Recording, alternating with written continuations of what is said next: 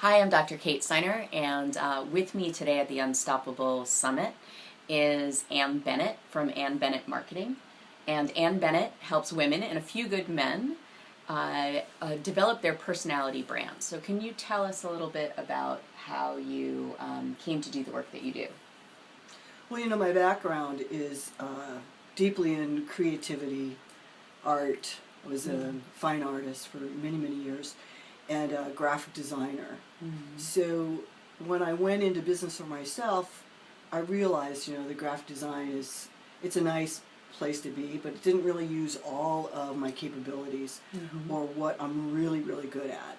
So, and I looked out, and most of the people that I encountered all needed marketing and branding and ways to distinguish themselves from other people, because there's just a sea of everybody out there.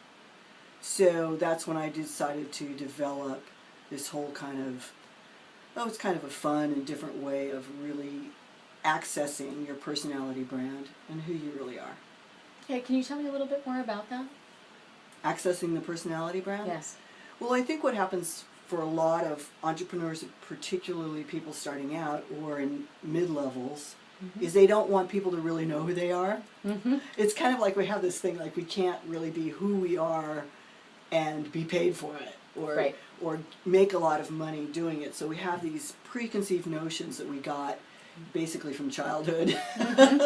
You must behave, kind of thing, right? You must kind of follow along and quack quack and dress like everyone else, kind of thing, so that you can be professional, that you can really fit in.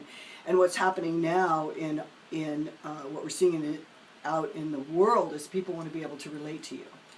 They want to be able to go, wow, that Dr. Kate, she kind of, she makes her coffee the way I make my coffee. Right. Or, she's got the same, basically she's got problems that I have too. She's just like me, but look, she's overcome those things, or she's become created this other person. There's hope for me. Right. And I always say to people, if I can do it, you can do it. Kind of thing, because first of all, it's true. And second of all, a lot of times people put the cap on themselves. So even for people who aren't in business, there's a message for those people as well, which is that they can really be themselves. They can really step into who they are. They can really bring that forward in their life, as well as those people in business. Yeah, well, I think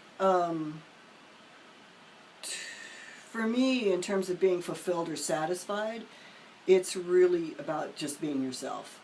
And I always had this upbringing or this idea that, first of all, I couldn't be paid for being myself. And second of all, nobody would love me if I was actually myself. So those things come into play when you're looking at your personality brand. Then it becomes, you can take those things that other people don't want you to be like, or other people criticize you over your behaviors or quirkiness. I think quirkiness is fabulous. Or what makes you freaky and weird is kind of a cool thing. To distinguish yourself from other people that are say there's other marketers, right? Or there's other people, therapists or whatever it is. You want to be able to bring out kind of things that most of the time in society and the way we've been brought up become dormant characteristic that you're trying to hide. Right. Like a defect, right? It's called a defect, actually.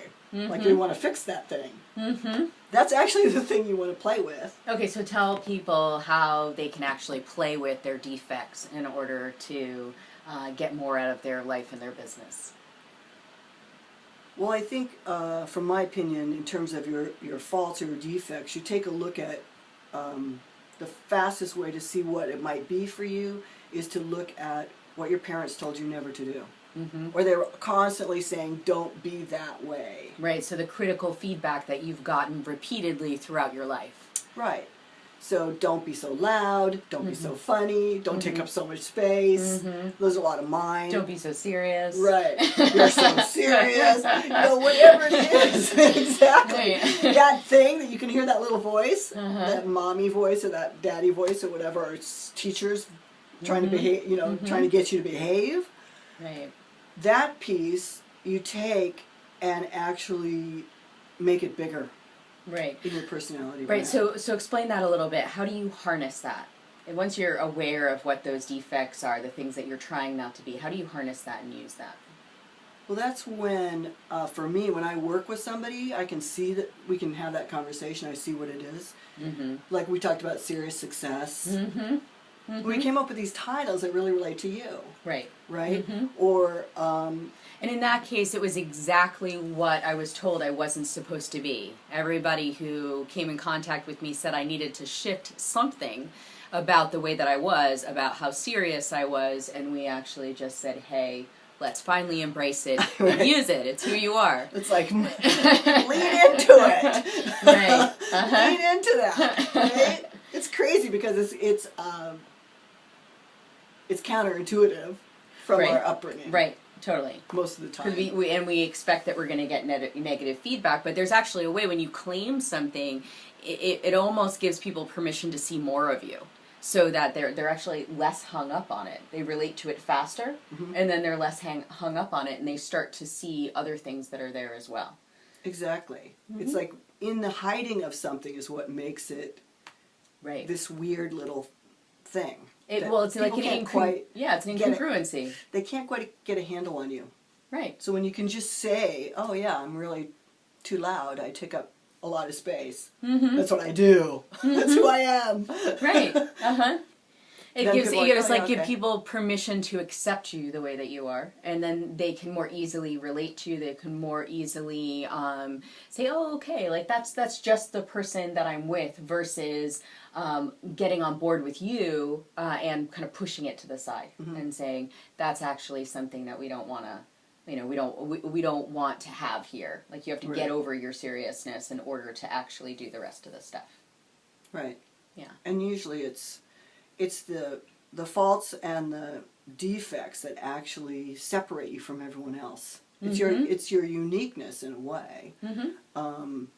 that can be carved or created into a personality brand. Right. So once again, just a little bit more like that's kind of how our faults function in our lives, in our branding, and then what can people do about it? Nothing. No. Just kidding. How can they use it in a way that's helpful? I think that part of it is looking at for each individual, because I don't believe that things are really cookie cutter. Right. There's certain tactics and certain things that Right. are a pattern Mm-hmm. that somebody can develop in their business and use in their business. Mm-hmm. However, the juice and the distinctiveness of who you are comes out of Mm-hmm. those types of characteristics that you're up to, so, or that you are. So part of it is when I work with my clients, I like to get them to write a philosophy, personal philosophy, business philosophy of sorts, or what I call a manifesto. Mm-hmm. Because what's great is that you're creating a whole movement for something, so people can align behind something, an idea that's bigger than you, Mm-hmm. and also bigger, in a way, bigger than your personality, that they can attach to. Right? Like your give a damn and make a difference attracts all of the people that can align with that Right. idea. Mm-hmm. My thing about it, it's smart to fit in, but it's brilliant to stand out. Mm-hmm. Is the same kind of thing. I call it the audacious marketing movement, Mm-hmm. right? Because it gives people the freedom and the permission Mm-hmm. to be bold and be different and be quirky and be how they actually are. So that comes into writing a manifesto and understanding what are the key values that you hold in your life as well as in your business, because a lot of times, we've come to a point where life and business are not really separated any longer, which I'm so grateful for, right? Because it allows me to be who I am, and I don't have to wear a suit or show up in a particular way so that people take me seriously or think that I'm a professional. So in the manifesto, you start to write these little bits. I'm passionate about, or I love to work with people in collaboration to create. Any of those kinds of things that gives people a place to identify with you. And they could also, another way that people can kind of get some access to their personality brand along with the manifesto is looking at the things that you do in your life. You know, you can look at, you know, what you purchase, how you spend your time, you know, what are the things that you surround yourself by, what are they like, that actually helps people see a bit more into how they are distinctive and different from other people. Because I think a lot of times, you know, the difficulty with an individual coming up with their own personality brand is that they're so immersed in it that they actually don't necessarily, like, this is the way the world is, this is the way that things happen, right? And so by starting to just get a little bit more objective and look at the different pieces, you get more of a sense of what really your style is, your brand is. Right. I think I have this little exercise I do with my clients. It's basically a quick little questions about, you know, who's your favorite historical figure and why? Who's your, you know, the person that you totally relate to as an actress or a movie star, and why? Because you start to see what are the qualities and the characteristics of that person. And as you go through this exercise, you start to write out these qualities. And instantly, you know, it's always a surprise for people. At the end, the whole statement is, well, that's who you are. So once you go through this series of questions, all of a sudden you've revealed to yourself your own values and your own, it's not like a deep, I mean, some of us have more of a, you know, with your psychology background, you've got a deeper way of accessing, you know, deeper things. But just for kind of looking and getting a start on what your personality brand might even look like, it's a simple and easy way to start to see.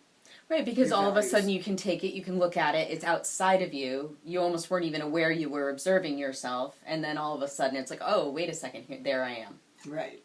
Because you're relating to those pieces, just like in your personality brand and really great marketing, your ideal client are the people that you love to work with. I always say, who do you want to be a hero to? Who are the people that you just... yummy, you love them up, you know, those are the people you want to be with, right?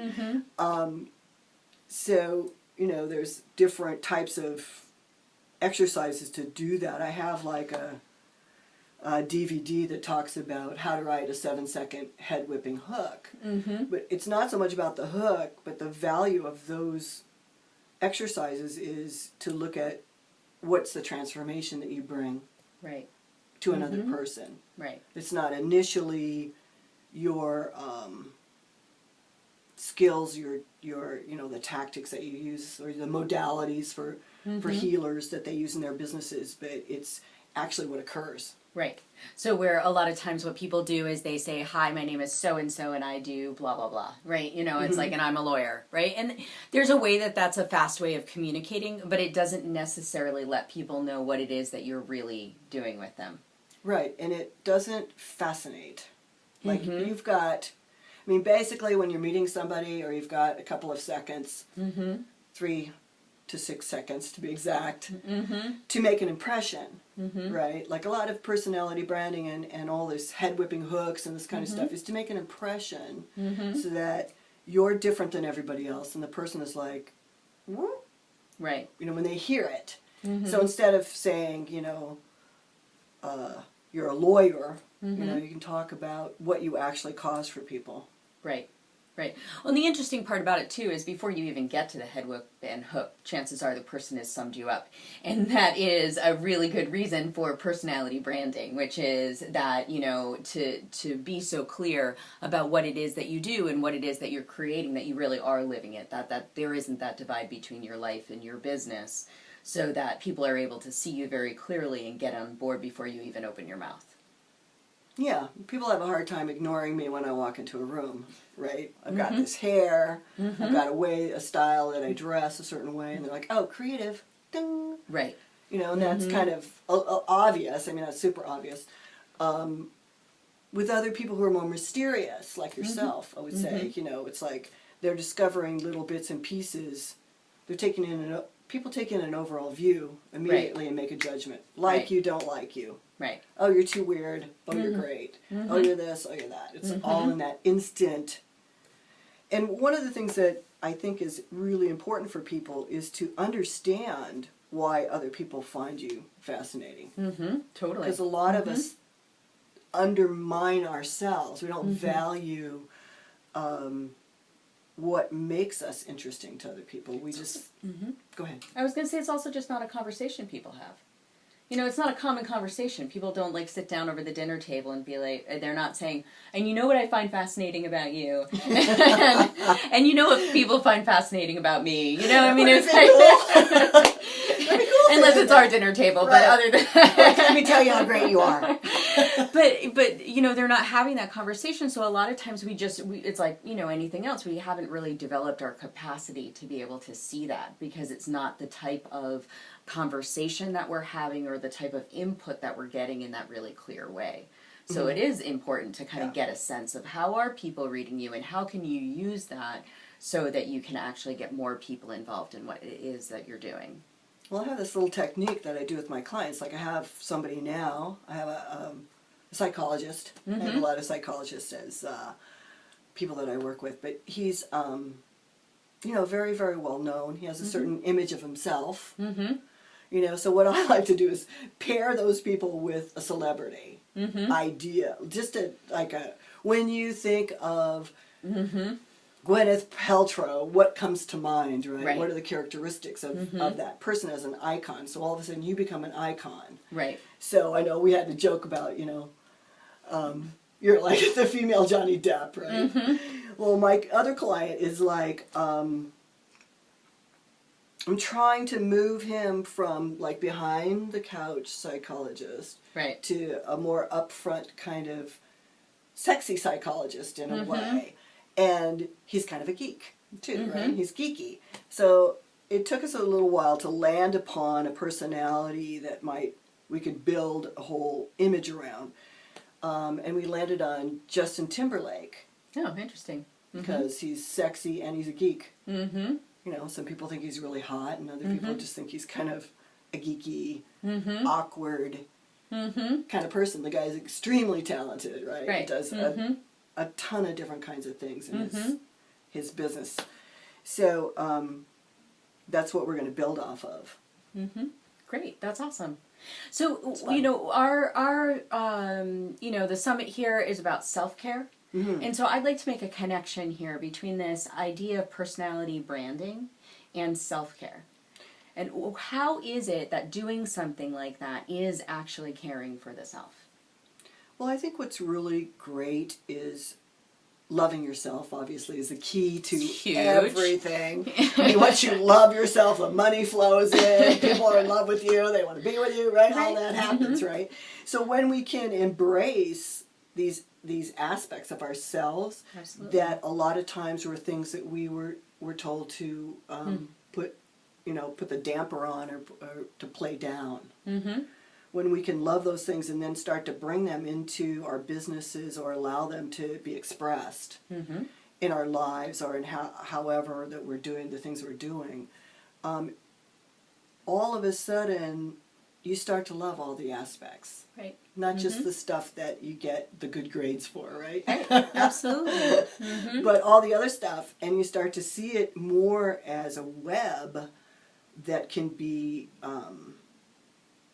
can really be accentuated in your favor.